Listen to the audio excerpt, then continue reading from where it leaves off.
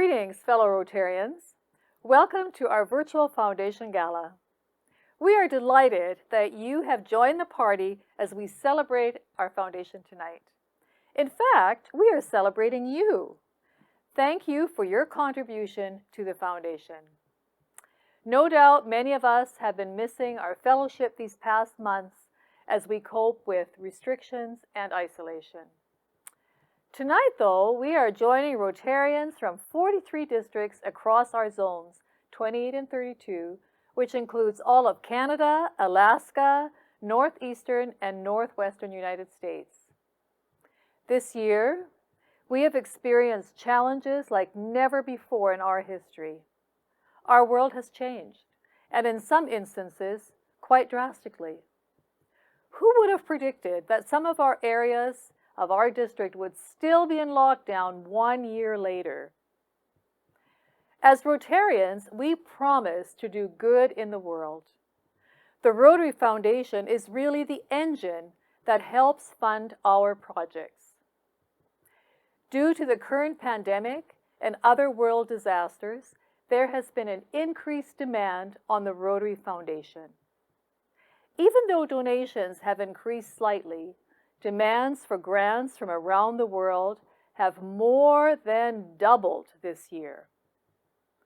We are so grateful to each one of you for making this extra effort to donate to the foundation for this special fundraiser to support the annual fund and Polio Plus. We're in for an exciting evening. As a member of the Zone Gala Committee, I have witnessed firsthand how Rotarians from all across our zones have responded to this call to action and have come together to support the foundation. It has been fun to collaborate with our current governor team, Jim, Donna, and John, along with our End Polio Now coordinator, Linda, and our foundation fundraising committee to plan this cocktail reception for our district members. Response to the event has been great. Some district members said, "Wow, finally a chance to party and share some joy." Our program includes remarks from some of our district leaders, including updates on polio and a fabulous Italian wine tasting demonstration filmed on location. There will be a transition time for you to move seamlessly to the main event. As you can see, I have my champagne glass ready. I hope you have your beverage of choice close by and you are ready to enjoy the evening.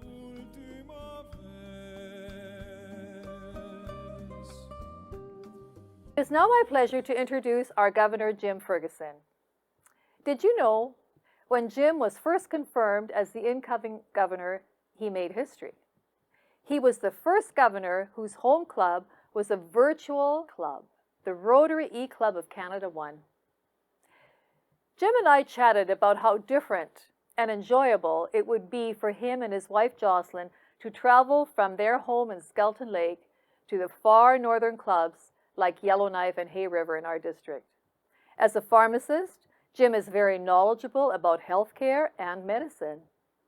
It almost seems like fate that with all the challenges of our world pandemic, lockdowns, and travel restrictions, our governor is well-versed in the use of technology, online meetings, and how to cope in a pandemic. Thank you, Jim, for sharing your expertise and leading our district during these unusual times. Tonight we celebrate the Rotary Foundation and all the great things it accomplishes.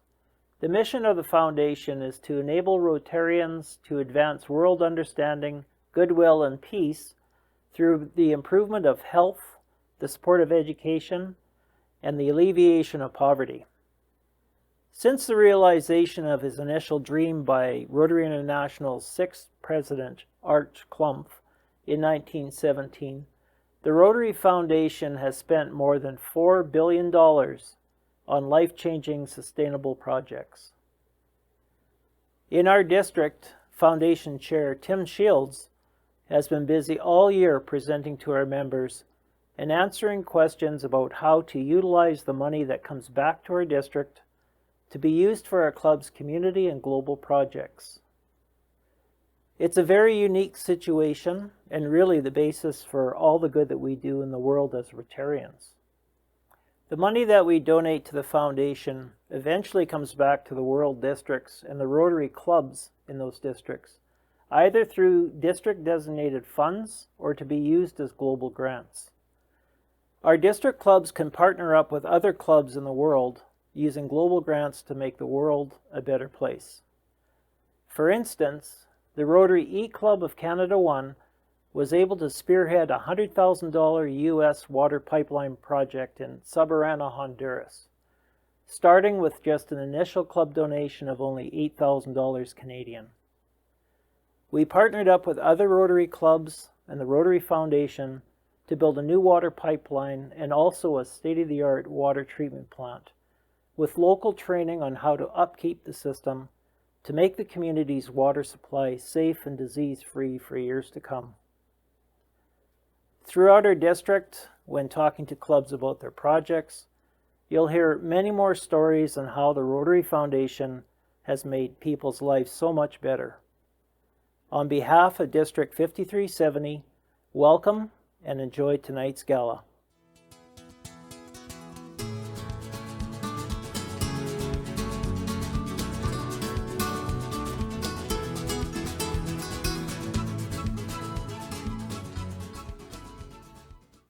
Good evening, fellow Rotarians and guests. I am John Nicol, and I'm your District Governor nominee. Tonight we have a special guest with us. We have William Vincoletto. He is the owner of Vine's Wine Merchant, and he is a sommelier, and he's going to take us through two wines for summer drinking pleasure. William, over to you. Thank you. Thank you, John, for this wonderful introduction. I'm going to be taking my masks off, ladies and gentlemen, because you know that I cannot taste with the mask on. And I cannot talk about something that I want to talk about with enthusiasm and passion with a mask on. You can't see the expression on my faces, people. So stay tuned for two wonderful wines that we're talking about.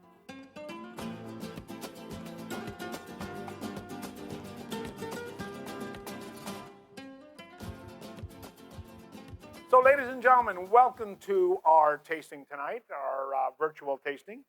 The wonderful country that I love talking about because it's my home country is Italy. That's where I come from.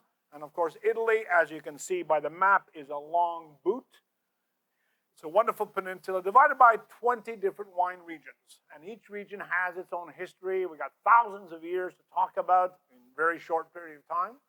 But we're going to be focusing on two different regions. One is called the Veneto, which is around the Venice area, specifically around the area or the town of the city of Verona, Romeo and Juliet, and the area of Tuscany, which is perhaps the most famous wine region of Italy, Tuscany, around the area of Florence, of course. So we have two wines, a rosé from the Veneto, beautiful summer patio-style rosé, and a nice rich red, which will go very well with any type of dishes that you can think of. We'll talk about food and wine pairing a bit later on. But first of all, yes, Italy, a very beautiful country to visit. We have, as I said, two delicious wines to taste. And the area of Veneto around the city of Venice and the city of Verona, very famous for their rich whites, their rosés, and of course their big red wines, specifically known as Amarone. So but this time here, we're focusing on a rosé called Monte del Fra. Monte del Fra is a winery, basically from the 1950s it started, and it's a wonderful wine that will be able to be enjoyed by many during the summertime. This is called Bardolino. Bardolino is the name of the grape.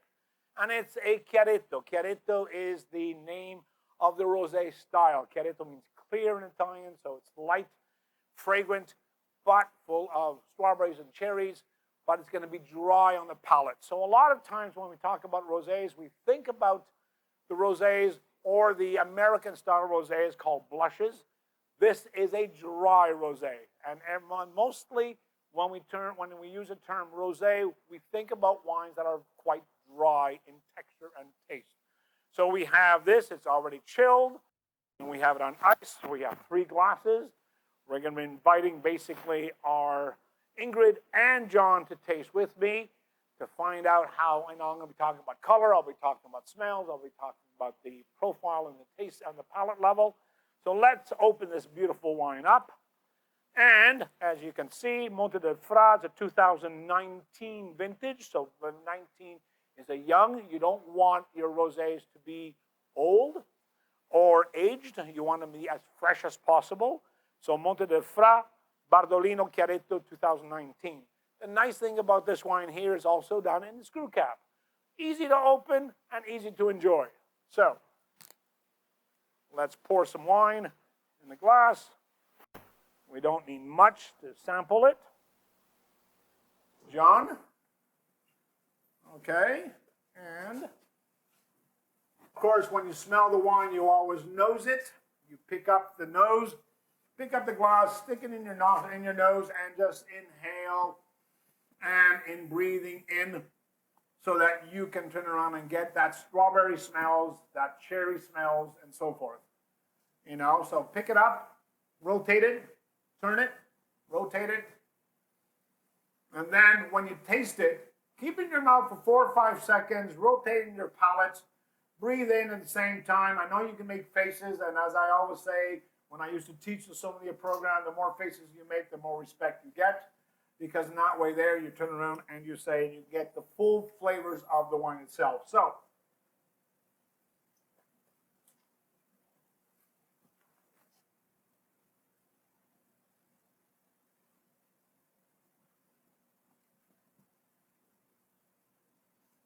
delicious, isn't it? Lovely.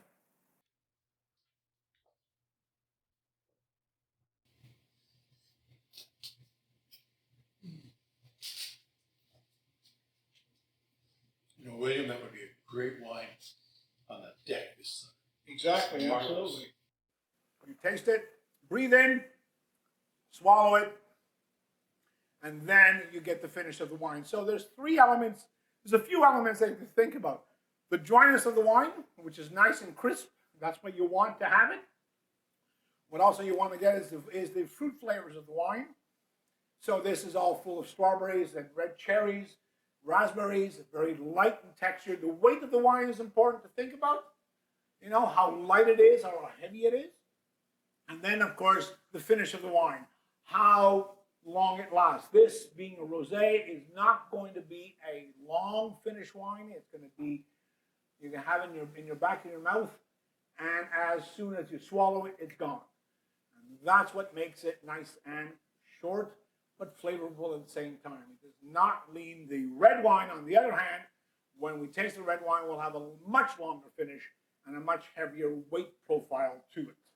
So, from a summer perspective, you know, our food becomes lighter, and so therefore we talk about our foods in rosés.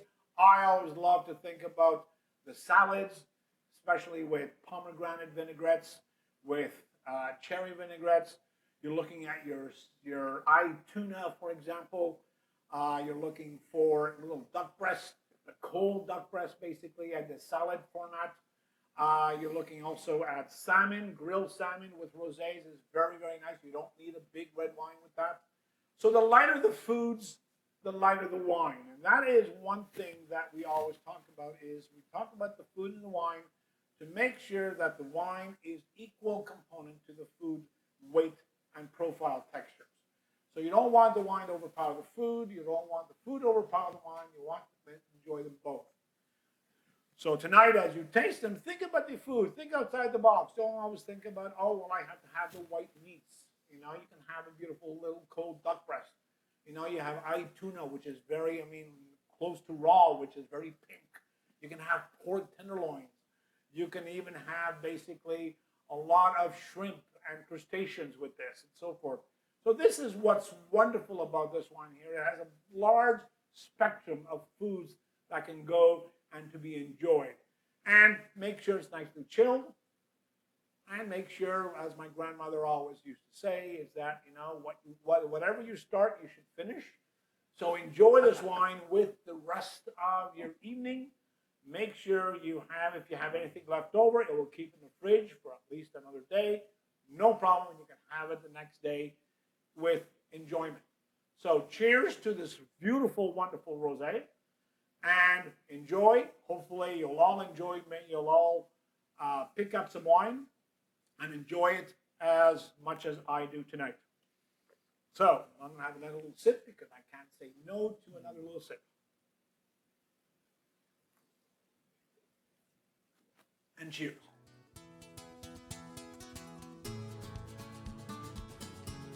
We talked about Verona, Veneto area. We talked about, the famous Amarone, but this one here is called Chiaretto. It's a Bardolino. We're going to go to the most famous wine region of Italy from an international perspective. Not from a local perspective, because every region of Italy loves to talk about their own wines and have a, very proud and very patriotic of their own wine region. But from an international point of view, the first thing we talk about when you think about Italy, you talk about Tuscany. And of course, the quality of the wines from there, the sub-districts, the appellations.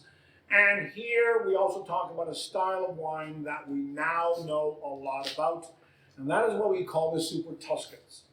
Super Tuscan is an invented name by a journalist who turned around in the early 70s, turned around and went to taste some different wines from Italy. Or from Tuscany. Tuscany was very reputed to have certain grape varieties on by law. We're only allowed to use these specific grape varieties. But there was a series of, or a group of winemakers who turned around in the late 60s and early 70s, who turned around and said, we want to do much more than just use our local grape varieties.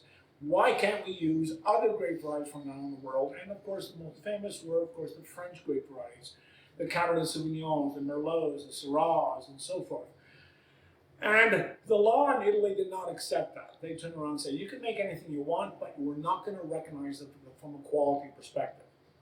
So there's a great movement turning around, and a number of wineries turned around and made their own wine on the lowest classification possible, but selling it for a pretty good price.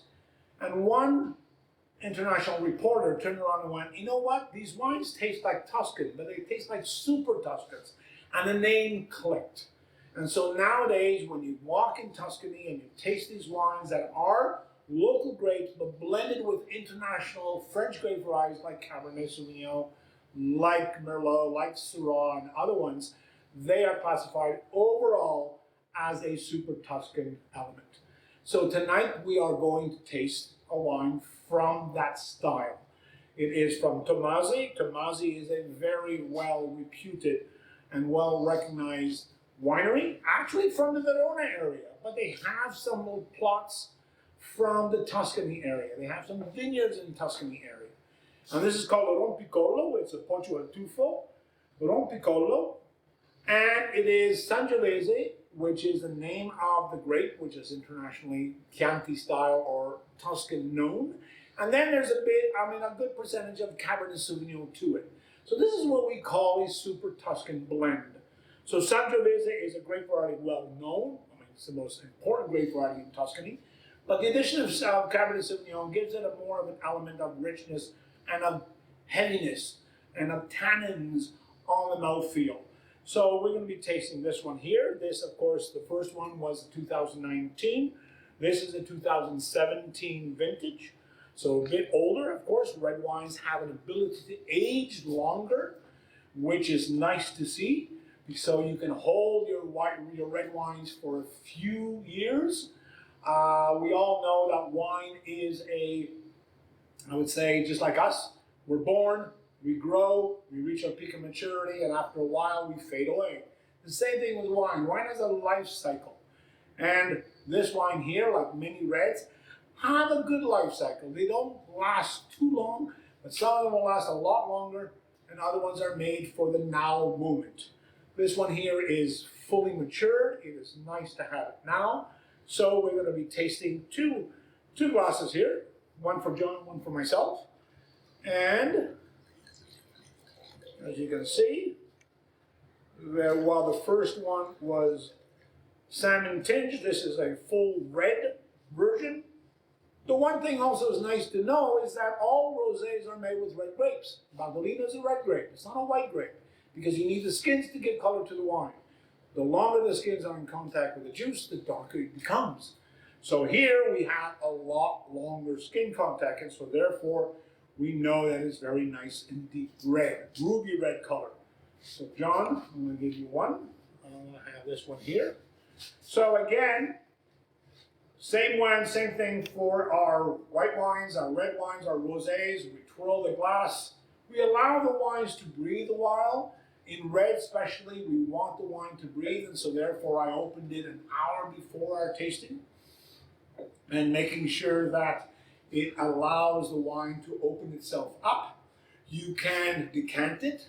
It's an actual factor of immediately over giving the wine its oxygen that it needs to open up. Sometimes you allow the wine to open up in the bottle and you can have it opened up for 2 or 3 or even 4 or 5 hours. This one here is not necessary to do so. And so therefore, when we turn around, we look at the color. The color is ruby red intense. Now the nose is more red fruit and black fruit. While we talked about red fruit with the cherries and the raspberries and the strawberries, this you can also smell the black fruit, the black cherries, for example, the black plums on the nose. And then, of course, the black currants of the Cabernet Sauvignon. And then, of course, you smell the wood. And the wood and the oak is also a very important component of allowing the wine to get richness. So good wood or proper wood contact is important. So you have a bit of smokiness on the nose, which is nice. That comes from the oak in which the wine is being aged. And then we taste. There's 4 taste elements in your mouth. Tip of the tongue indicates sweetness. Right besides the tip of the tongue is basically salt. That's where you taste for example, your anchovies and other salty foods. And then, of course, the sides of your tongue, which affects the inside of the cheeks, is sourness. That's why you pucker when you eat lemon. And the back of the mouth is bitterness. And the over the gums is tannins. So the bigger the tannins are, the stronger the tannins are, the more perceptive they are in the palate, they will leave a chalky film across your gums. This one here will not be high in tannins, but it will have a drier taste in your mouth compared to the rosé, of course. So, let's have a taste.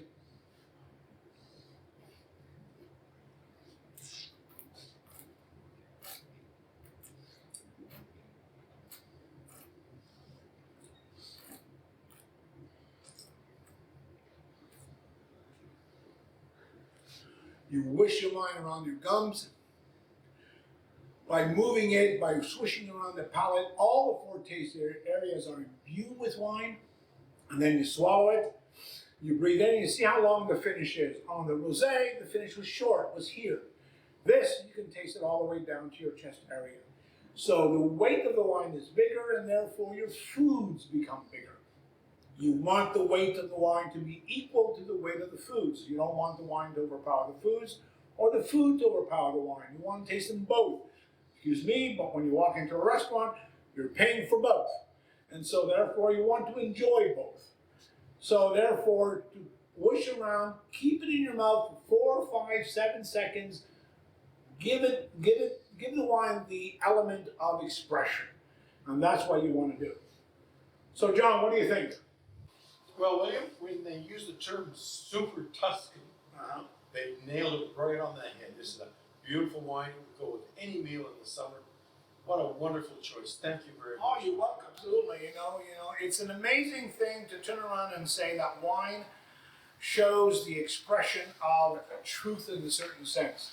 You know, we use the term in vino veritas. In wine, there is truth, because in wine, basically, it shows you how to enjoy life. So, to finish up our conversations about the wines, thank you, John, for mentioning our store. It's Vines Wine Merchants here in Edmonton. We have these 2 wines very much available. If you enjoy them and you want to purchase them, absolutely feel free to come to our store. I'm going to do a little bit of a sales pitch here, but our store is 2331 Rabbit Hill Road in Edmonton on the south side, 780-434-9444. And these wines basically are under the $30 range, but because of you special people and the special gala that you are participating, we're going to be offering a 10% discount on both wines. And so you can come in and purchase them to your heart's content and enjoy anytime during the summertime. So again, thank you very much for allowing me and allowing us to showcase our store, our wines, participate with a wonderful gala that you're all having. So again, thank you and cheers. William, thank you very much. You're welcome. And enjoy the rest of our gala, folks. See you later. Volare, oh, cantare, oh, let's fly way up to the clouds, away from the maddening crowds. We can sing in the glow of a star. It's so good to see everyone from around the district celebrating our Rotary Foundation tonight. It's been a long time since we've been together at anything like a gala. Rotarians in our district have been so generous in supporting the Rotary Foundation, especially Polio Plus. The eradication of polio, first envisioned by Rotary more than 30 years ago, was the largest public health initiative in the world until COVID came along. The lineups for COVID-19 vaccine, which we've been a part of, and the relief of seeing our loved ones vaccinated is similar to what happened right here in Canada following the polio epidemic of 1950. Our children and grandchildren continue to be vaccinated for polio today. But there are hundreds of millions of children that we need to help vaccinate each year in the poorest countries around the world. We're reminded every day that the COVID virus is only a plane ride away. Polio, too, is only a plane ride away. The great news in polio is that during the past 4 months, there have only been 2 cases of the wild polio virus recorded in the world, one in Pakistan and one in Afghanistan. An amazing accomplishment. It happened because of generous donations of Rotarians like you, who have promised to eradicate polio, and we will. It's also because of the work and commitment of our amazing partners. Thank you tonight for your donation. $25 is going to Polio Plus and $75 to the annual fund. I want to thank Tim Shields and the Rotary Foundation chair of our district, who is the Rotary Foundation chair, and all of his committee for the work they do. They keep us up to date on everything Foundation, grants, fundraising, World Polio Day, bequests, and the list goes on and on. Special thanks to the fundraising committee, chaired by Dawn Riley from the Rotary Club of Vermilion. She works with Tim and his team, and because they helped us promote this event tonight, every club is represented. Thanks again for being here, and enjoy the rest of the evening. Hello everyone. As District Governor for 2021-22, I'm excited about the year ahead. The Rotary Foundation is the wind beneath Rotary's wings, providing support for local and international service projects. Thank you for your commitment to the Foundation. In keeping with this year's theme, Serve to Change Lives, RI President Shekhar Mehta is asking all of us to focus on service. He's encouraging all clubs to organize one Rotary Days of Service event in the upcoming year. Rotary Days of Service is an excellent opportunity to reach out and invite community members beyond our family of Rotary to directly experience the impact of Rotary service. I hope you will participate yourselves and invite a friend, neighbor, or colleague to join you as a way of spreading the word about the contribution that Rotary and the Rotary Foundation make in your community and in communities throughout the world. Enjoy the rest of your evening. Who is ready for a trip to Italy to explore the vineyards and continue to enjoy the wines that we've tasted tonight? I know I'm ready. Just need those borders to be open so that we can travel safely. Heartfelt thanks to each one of you for joining us tonight and your contribution to the foundation. Thank you to our committee, Jim, Donna, John, Linda, and our foundation fundraising committee. Rotary International President nominee Jennifer Jones awaits on the red carpet to welcome you along with senior Rotary leaders. International Director Valerie Wafer and Trustee Dean Roars are co-hosts, ready to introduce special guests and the fabulous entertainers performing for you tonight. Just a reminder, each registered guest has a separate link to the main gala which you can access now.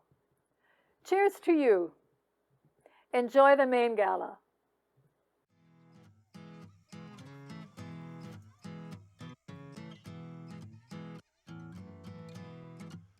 Nell'aria c'è una voglia in me, qualcosa che non so cos'è, mi piace sì.